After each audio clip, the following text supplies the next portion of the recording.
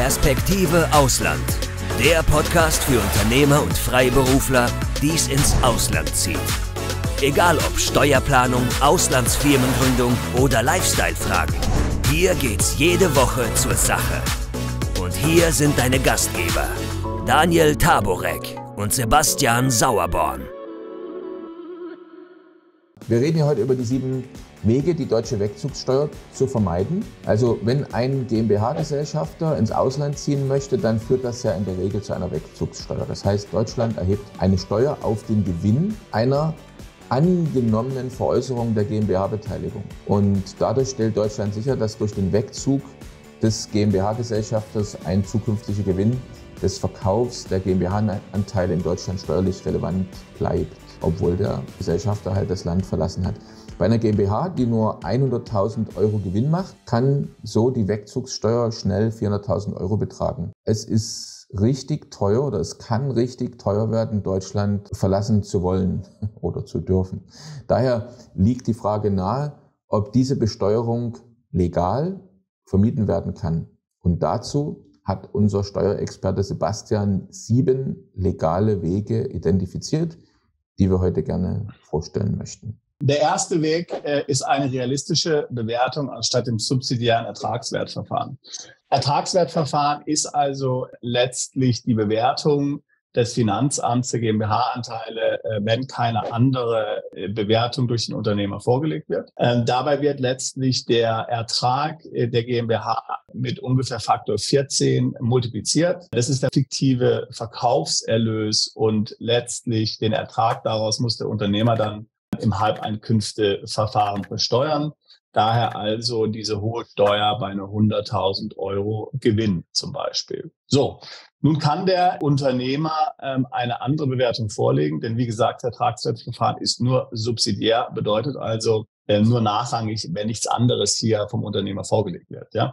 Er kann zum Beispiel sagen, naja, dieses Unternehmen hat sowieso keine Chance mehr, denn die Konkurrenz von China wird nächstes Jahr den Markt überziehen, dann sind wir sowieso kaputt. Oder er kann sagen, die Bewertung, die vielleicht positiv momentan aussieht, ist nur deswegen so, weil es positive Einmaleffekte gab. Ab dem nächsten Jahr geht's wieder runter und so weiter und so fort. Also ich ermutige jeden GmbH-Besitzer im ersten Schritt erstmal zu schauen, ob die Gesellschaft tatsächlich einen Wert hat. Selbst wenn sie Gewinne macht, lässt sich da möglicherweise noch ein günstiger Wert finden. Das war also jetzt der erste Weg. Und der zweite Weg, der hat etwas mit der richtigen Planung des Umzugs ins Ausland zu tun. Korrekt. Also der zweite Weg, die Wegzugsteuer zu sparen, ist nur vorübergehend ins Ausland umzuziehen. Dann wird nämlich keine Wegzugsteuer fällig. Wer also 7 Jahre wegzieht oder weniger und in manchen Fällen sogar bis zu 12 und das entsprechend dem Finanzamt auch nachweisen kann, dass es eine Planung ist, der wird keine Wegzugsteuer bezahlen müssen. Einziger Nachteil hier, man muss möglicherweise eine Sicherheitsleistung beim Finanzamt hinterlegen, damit hier dieser Umzug ohne Wegzugsteuer genehmigt wird. Ja, da muss man wahrscheinlich auch sehr aufpassen und auch die Familienangehörigen ermuntern, vorsichtig zu sein, was sie in sozialen Netzwerken dazu posten. Ne? Also genau. auf Nimmerwiedersehen und so weiter und so fort.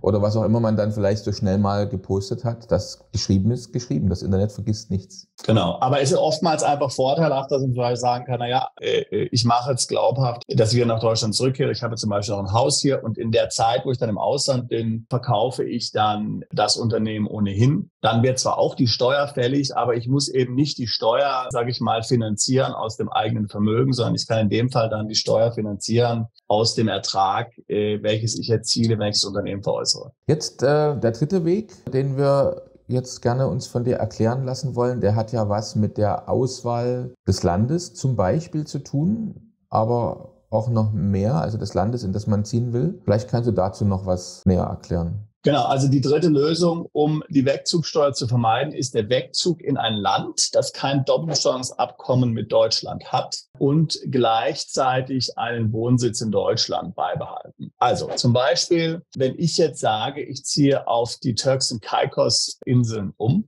dann habe ich ja kein Doppelsteuerungsabkommen mit Deutschland. Gleichzeitig behalte ich dann noch eine Wohnung in Deutschland und bin damit dann weiterhin steuerpflichtig in Deutschland. Dann fällt auch keine Wegzugsteuer an. Es ist mir natürlich klar, dass dieses Szenario für viele Mandanten nicht in Frage kommt, denn wenn man dann weiter in Deutschland steuerpflichtig ist, kann man ja auch nicht anderweitig dann Auslandseinkünfte steuergünstig erzielen. Aber es gibt durchaus Szenarien, wo dies hier eine Lösung wäre. Zum Beispiel, wenn man jetzt tatsächlich nur als Einkommensquelle diese GmbH-Beteiligung hat und keine anderen Einkünfte hat oder man zieht als Paar um und einer der beiden ist dann derjenige oder diejenige, der letztlich dann hier den Wohnsitz in Deutschland behält. Also da gibt es schon bestimmte Situationen, in denen das machbar ist, aber eben grundsätzlich wird eben bei Beibehaltung der Steuerpflicht in Deutschland und natürlich dem Nichtvorhandensein eines DBAs mit dem neuen Wohnsitzland die Wegzugsteuer nicht fällig, weil man in Deutschland steuerpflichtig bleibt. Interessanter Punkt. Jetzt sind wir auf den vierten Weg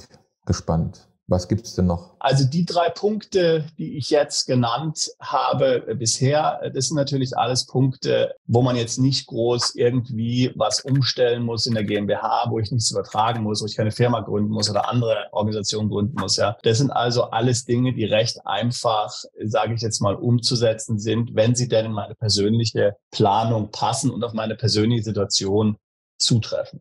So, die nächsten 4 Wege, die Wegzugsteuer zu vermeiden, sind dann schon eher komplex und erfordern komplexere Planung. Lösung Nummer 4, die Wegzugsteuer zu vermeiden: Übertragung der GmbH-Anteile an eine in Deutschland lebende Person. Ich kann die GmbH-Anteile einfach an eine in Deutschland lebende Person verkaufen oder veräußern, zum Beispiel an ein Familienmitglied. Ja? Also wenn ich jetzt Kinder habe, zum Beispiel in Deutschland, die erwachsen sind und die nicht mehr ins Ausland gehen, könnte ich sagen, okay, ich übertrage denen die GmbH.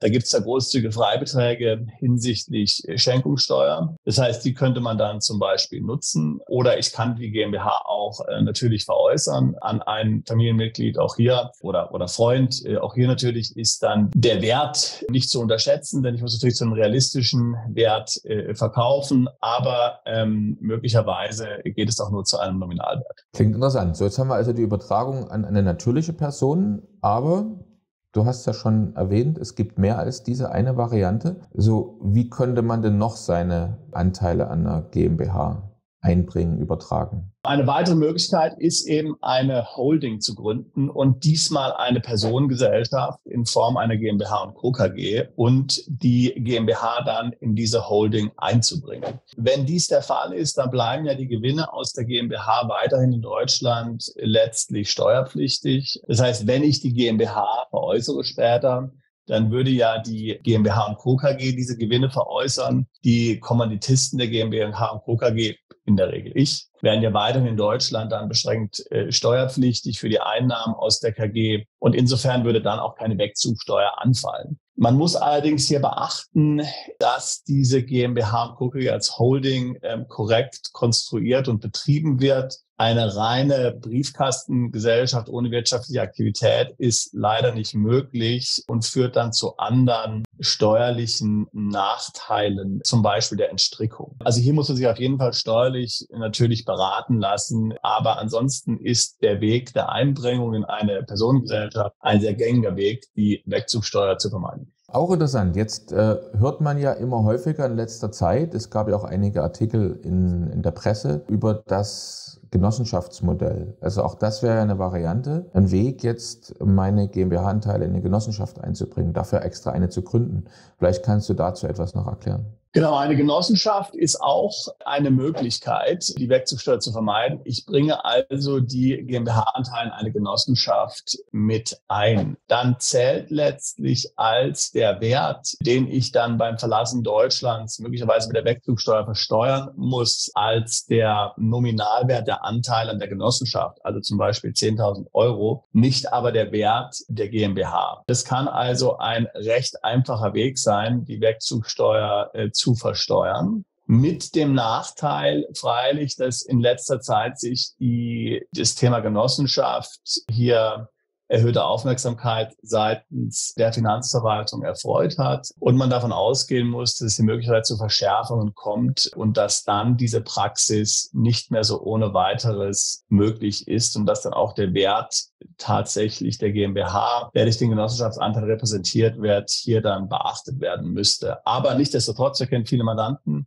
die haben über die Gründung einer Genossenschaft die Wegzugsteuer vermieden und es ist also durchaus eine gängige Lösung. Gut, auch eine gängige Lösung, die jetzt vielleicht für viele unserer Zuschauer und Zuhörer schon eher vertraut ist, also man vielleicht schon häufiger gehört hat, ist jetzt der 7. Weg. Genau, der 7. Weg und ist in gewisser Weise auch der komplexeste. Das ist eben die Einbringung der GmbH-Anteile in eine Stiftung oder einen Trust. Wobei den Trust man im Grunde eher wählen würde, wenn man jetzt ausländische Firmenanteile hat. Denn wie gesagt, die Wegzugsteuer wird ja auch auf die ausländischen Beteiligungen fällig. Wenn ich jetzt also von Deutschland in die USA umziehe und ich habe bereits amerikanische Unternehmen, dann macht es möglicherweise Sinn, diese in einen Offshore-Trust einzubringen. Wenn ich jetzt deutsche Unternehmen habe und vielleicht eher in Europa umziehe, also nicht in die angelsächsischen Länder, dann ist vielleicht die Stiftung, zum Beispiel in Liechtenstein oder auch eine deutsche Familienstiftung, eher sinnvoll. Man muss natürlich auf 2 Dinge achten bei diesen Konstellationen. Das erste ist, dass ich mich dann wirklich von dem Vermögen trenne. Das heißt, es ist danach nicht mehr meines. Und anders als bei der Genossenschaft kann ich es auch nicht so ohne weiteres wieder zurückbekommen. Es ist dann tatsächlich nicht mehr meines. Ich habe da nur noch beschränkten Einfluss auf das Vermögen. Das ist das Erste. Und das Zweite ist, dass natürlich dann Schenkungssteuer fällig wird, wenn ich hier Vermögen an die Stiftung abgebe. Natürlich gibt es auch die üblichen Freibeträge, aber darüber wird Schenkungssteuer fällig. Das heißt, je nachdem, wie werthaltig diese GmbH ist, muss ich das auf jeden Fall mit einkalkulieren. Oftmals ist es so, dass die Schenkungssteuer niedriger ist als die Wegzugsteuer, die ja letztlich eine Variante der Einkommensteuer ist. Und daher fahren die meisten damit eigentlich günstiger. Du, vielen Dank für die Beschreibung dieser 7 Wege. Für mich jetzt persönlich das Fazit vielleicht aus unserem Gespräch. Also gut zu wissen, dass es offensichtlich mehr als einen Weg gibt, die Wegzugssteuer zu minimieren oder auch zu umgehen. Auf der anderen Seite komplexes Thema. Also vielleicht der Weg 1, den du erwähnt hast, die Bewertung der GmbH realistisch vorzunehmen und nicht zu schätzen. Das ist vielleicht noch eine Sache, die jetzt ein Unternehmer mit seinem Steuerberater alleine hinbekommt. Auch bei den anderen Themen, die du erwähnt hast, muss man sich schon mehr als 2, 3 Gedanken machen und sollte eigentlich Beratung in Anspruch nehmen. Oder wie siehst du das? Sehe ich genauso. Ich stimme dir völlig zu. Also das Bewertungsthema ist sicherlich ein Thema, wo viele Mandanten natürlich auch, ich denke, oftmals mehr Mut brauchen, ja, uns einfach mal drauf ankommen lassen müssen, ja. Also es ist ja kein Verbrechen zu sagen, meine GmbH ist nicht 14 Mal den Gewinn wert, sondern ich habe meine Gründe und ich kann das begründen, warum sie sehr viel weniger wert ist. Ja, und dann muss man das einfach so dem Finanzamt vorschlagen. Ja, ich meine, gut, das Finanzamt wird immer nachverhandeln, wenn sie mit ihr einverstanden sind.